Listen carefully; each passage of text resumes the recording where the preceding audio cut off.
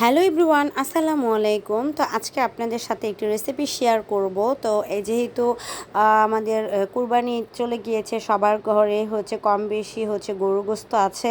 তো সেটা দিয়ে একটা রেসিপি আপনাদের সাথে শেয়ার করব, সেটা হচ্ছে গরুর গোশতের কাবাব। তো এটা বরাবরই হচ্ছে আমার পেজে অনেকবারই দেওয়া আছে, তো আজকে আবার একটু পুরো ডিটেলে দিলাম।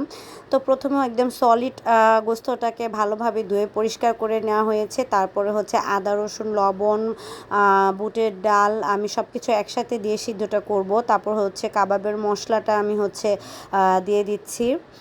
তো আলাদা আলাদাভাবেও সিদ্ধ করা যায়, বাট আমার কাছে একসাথে সিদ্ধ করলে জিনিসটা ভালো লাগে, এজন্য একসাথে সিদ্ধ করতে দেওয়া। তারপর হচ্ছে আমি জিরা ফাঁকি, গরম মশলার গুঁড়ো, তারপরে গোলমরিচের গুঁড়ো, আর মানে যা যা আছে একদম তেল লবণ সব কিছু ভালো করে মেখে হচ্ছে আমি এটাকে সিদ্ধ বসাই দিব।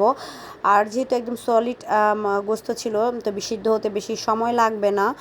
একদম সুন্দর করে মেখে তারপর হচ্ছে আমি পরিমাণ মতো পানি দিয়ে এটাকে সিদ্ধ করা হয়েছে। তারপরে হচ্ছে আমাদের হচ্ছে ভাবি এটাকে বেটে দিচ্ছিল, কারণ ব্লেন্ড করা পসিবল হচ্ছিল না, ব্লেন্ডে মানে আটকে যাচ্ছিলো এমন একটা অবস্থা। তো যাই হোক, তারপর হচ্ছে পেঁয়াজ কুচি দিয়ে দিয়েছি পরিমাণ মতো।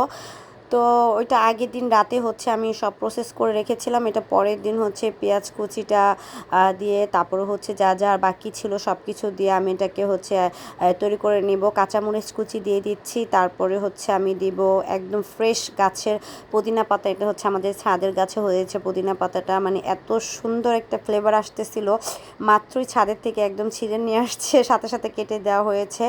তারপরে হচ্ছে আমি এখানে একটু লবণ দিয়ে দিলাম, আর হচ্ছে আমি এখানে আবার একটু গরম মশলার গুঁড়া দিয়ে দিব, আর হচ্ছে আমি সাথে একটু সসও দিব। সসটা দিলে আর কি কাবাবটা খেতে একটু ভালো লাগে আমার কাছে মনে হয়। আর পরিমাণ মতো আমি হচ্ছে বিস্কিটের গুঁড়ো দিয়ে দিচ্ছি, মিষ্টি ছাড়া বিস্কিটের গুঁড়ো, এটা হচ্ছে টোস্ট বিস্কিটের গুঁড়ো, এখানে কিনতে পাওয়া যায় একদম রেডি করা। তারপর হচ্ছে আমি 5-6টার মতো ডিম অ্যাড করে দিচ্ছি। তো ডিমটা মাস্ট, এটা এখানে দিতেই হবে। আর যারা ডিম খেলে প্রবলেম হয় তারা ডিমটা না দিলেও পারেন, প্রবলেম নাই, কিন্তু ডিমটা দিলে এটা খুব সুন্দর হয়।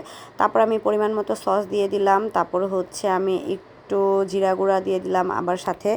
তো যাই হোক, ভালো করে একদম সুন্দর করে হচ্ছে আমি এটাকে মেখে নিব। তো এটাকে মেখে নেওয়াটা খুব টাফ ছিল, হাত ব্যথা করতেছিল এমন একটা অবস্থা। পরে সুন্দরভাবে মেখে নিয়েছি, এখন এটাকে আমি গোল গোল করে হচ্ছে কাবাবের শেপ দিয়ে নিব।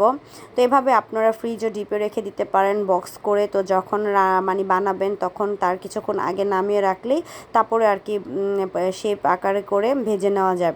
তো এভাবে প্রসেস করে অনেক দিন রাখা যায়। তো আমি এটা হচ্ছে রোজার মধ্যে এভাবে আমি অনেক দিন রেখে দিই মাঝের মধ্যে আর কি ভেজে খাওয়ার জন্য। আবার এটা হচ্ছে বড় করে আকৃতি করে, মানে বড় বড় একটু আকৃতি করে ভাজলে যেমন বার্গারের মতো করেও রুটির সাথে খাওয়া যায়।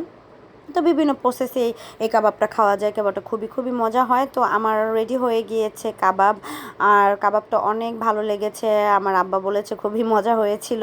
তো একদম হচ্ছে হালকা আছে আমি এটাকে ফ্রাই করে নিব, যাতে খুব ভালোভাবে হয়ে যায় সব কিছু সিদ্ধ, তারপরে যেন সুন্দর করে ভাজাটা হয় লালচে করে। তো ওইভাবে আমি ভেজে নিচ্ছি।